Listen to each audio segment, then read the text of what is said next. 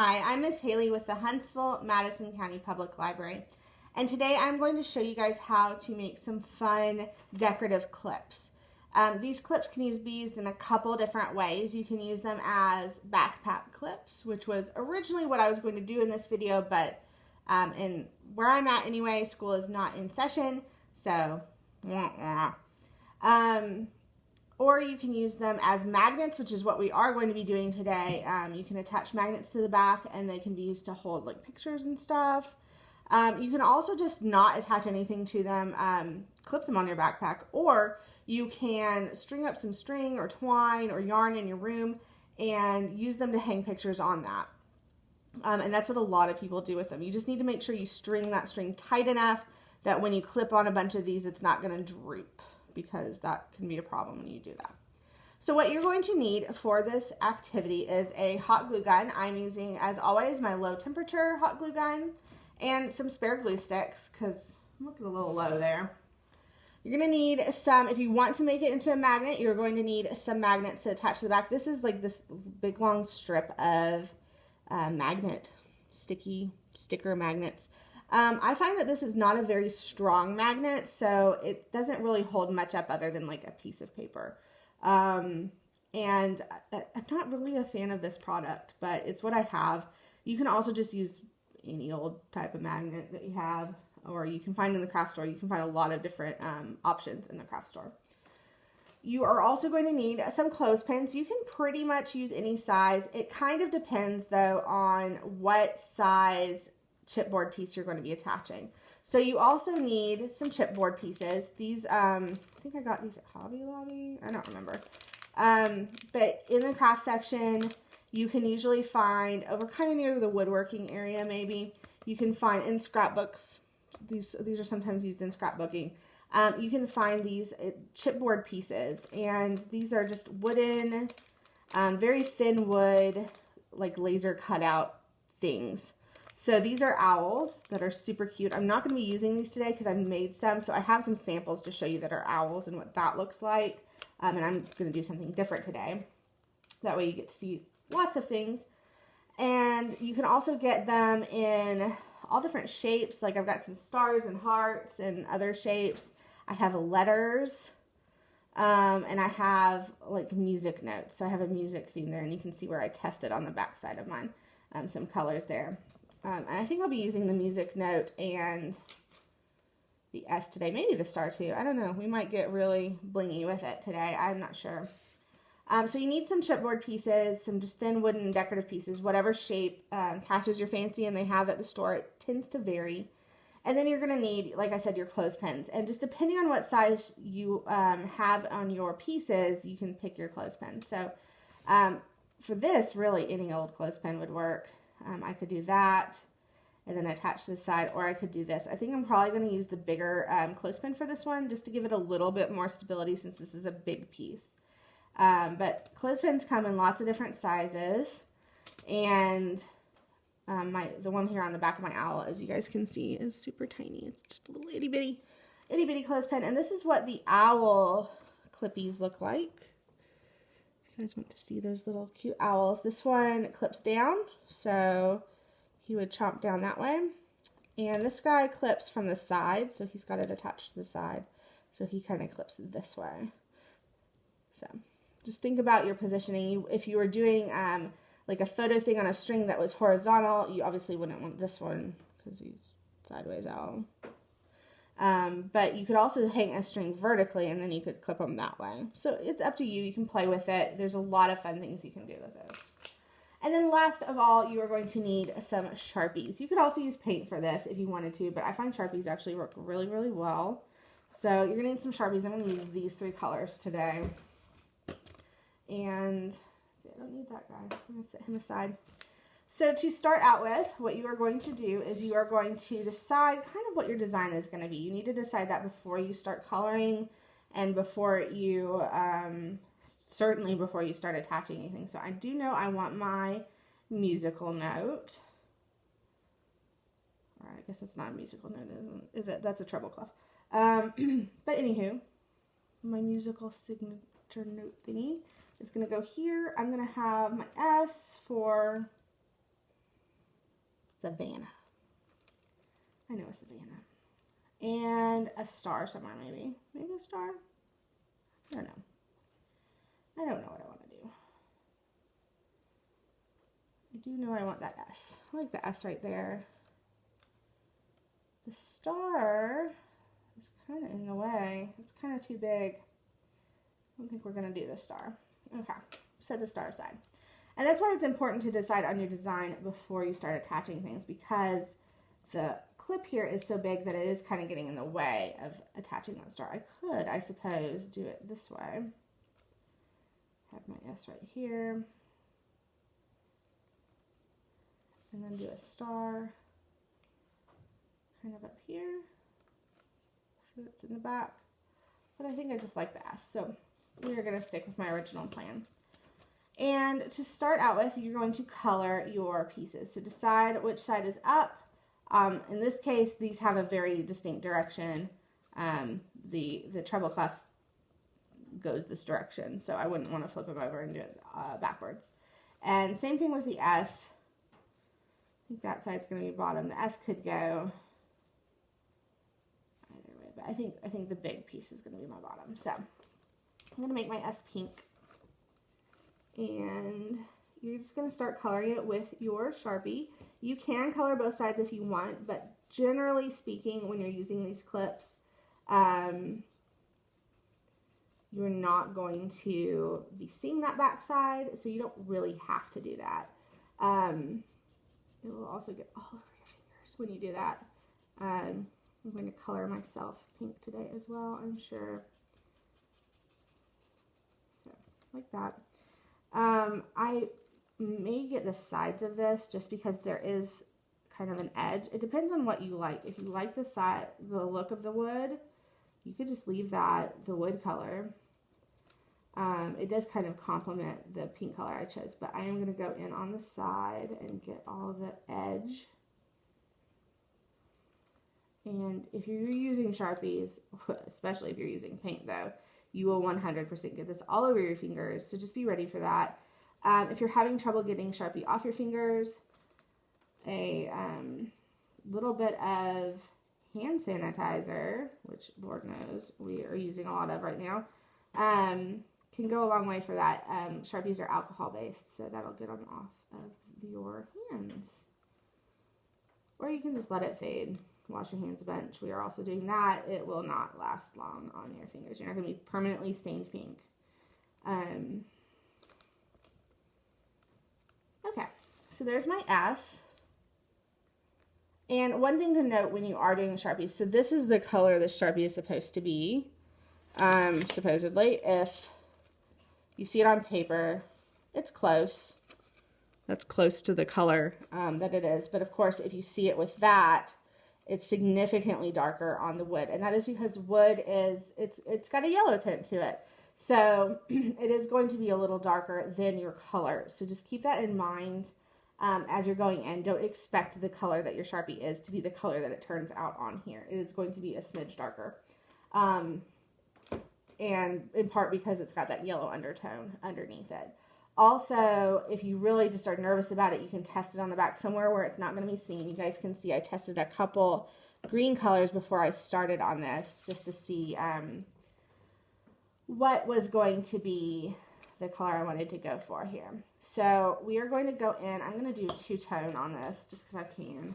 And I'm going to start with the lighter green at the top. And you could do all different kinds of designs. I'm doing kind of solid blocks of color, but you could do stripes, you could do polka dots, hearts. You know, the world is your oyster. Do whatever you kind of like and want to do on this. I'm going to go about halfway down my treble clef here. Make sure I'm even. I'm going to try to blend the two of them.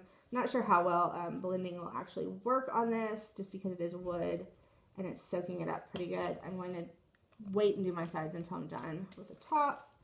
We're going to come in here with this color. Yeah, it's not blending too much. That's okay. We'll just have a rough edge there. That's fine.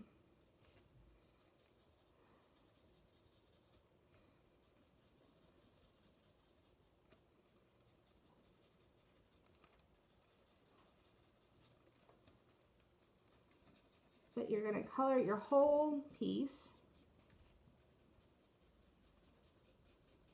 with your Sharpie. If you're using paint, you'll have a little bit more control of what color it turns out to be with paint, because you won't have to contend with the wood. You'll be more covering up the wood color. I would recommend acrylics if you are going to paint this. But you'll be covering up the wood color more than a Sharpie would, which is more blending with that wood color, especially since the wood is soaking up the Sharpie a little bit. And I'm sure you'll get some soak up with the paint, but not nearly as much as you would with a Sharpie. So that's just something to keep in mind. You can see, wow, this side of this one is so much darker because it's getting soaked in there than the front of it. And again, that's just something to keep in mind. You may not want to color your sides. You do not have to color your sides. You could leave those uncolored and just have that naked wood color, because it's kind of a nice color too. So if you think it complements your work, keep it. There's no rule. This is your clip.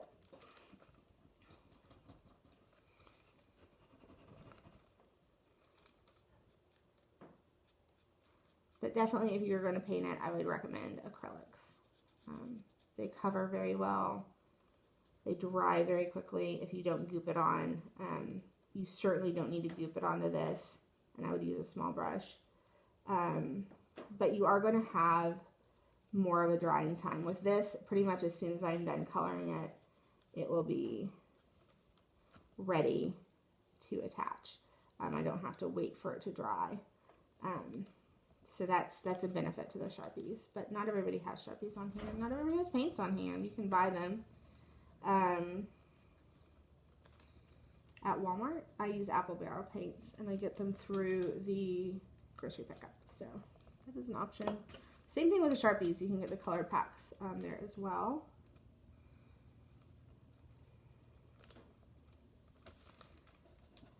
And this is going to be harder to do because I don't have much of a point on this one. This has been a much abused marker in my classes. In fact, I'm just not going to bother with the edge up top, because this is not going to get in there. And once you are done and have stained your fingers thoroughly, we're going to attach it to the back of this, or the front of this. I actually think I'm going to attach my magnet first, just because I'm going to have to press on it a lot, and I would rather not do that with this on, because I could wind up breaking my little piece here. So if you are doing a magnet, if you're not doing a magnet, awesome. You just attach that and you're done. But if you are doing a magnet, I do recommend going ahead and just getting it as long as the thing. You'll want a pair of scissors to cut through that magnet. Is that long enough? See, part of the problem with this type of magnet style is that it is also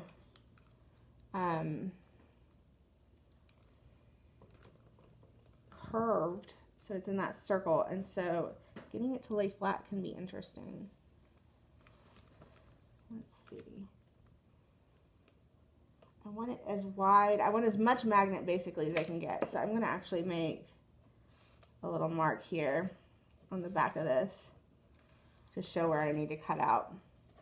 I want it to cover the entirety of the back of my clip, basically, so that I get as much magnet as I possibly can get, because like I said, this magnet is not exactly what I would call strong. So, and cut that off. You could just rely on the sticky. I would not. It is not super sticky. Goodness, stay where I want you. I'm also not entirely certain what this was designed to go on the back of. What did they have in mind when they used that sticky? It was probably not wood. So we are going to take our hot glue. We are going to put a strip of hot glue down our And we're going to put this thing down, sticky side down, because we don't want that sticky side out to get stuck and gunked and gross. And we're going to just hold that down. Try to hold it with more pressure down here so that you don't accidentally have to finagle that. You could break it too.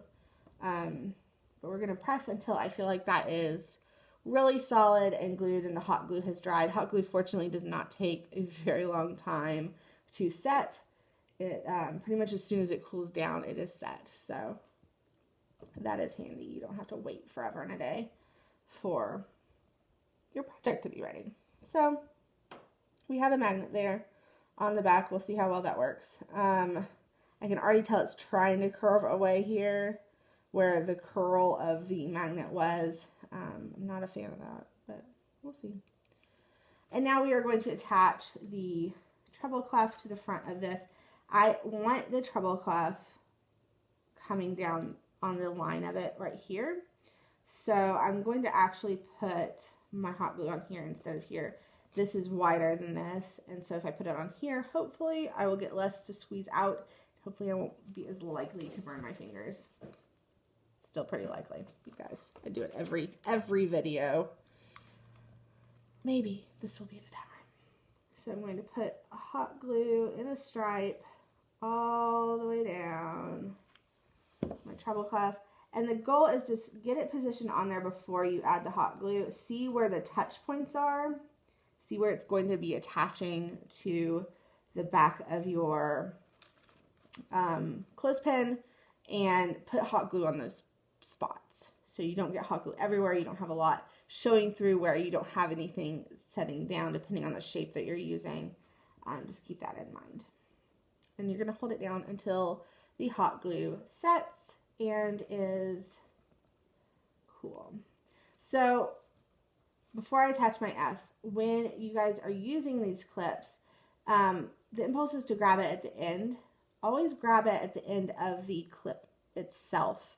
So grab it here and not here, because this has nothing behind it to support it. And so when you do that pinching motion to open it up, you're very much likely to accidentally break your clip. So just always make sure you're grabbing it by the clippy end as you're moving it around, rather than any piece that's hanging off the clothespin. So that's just an important thing to keep in mind. So now I'm going to attach my S.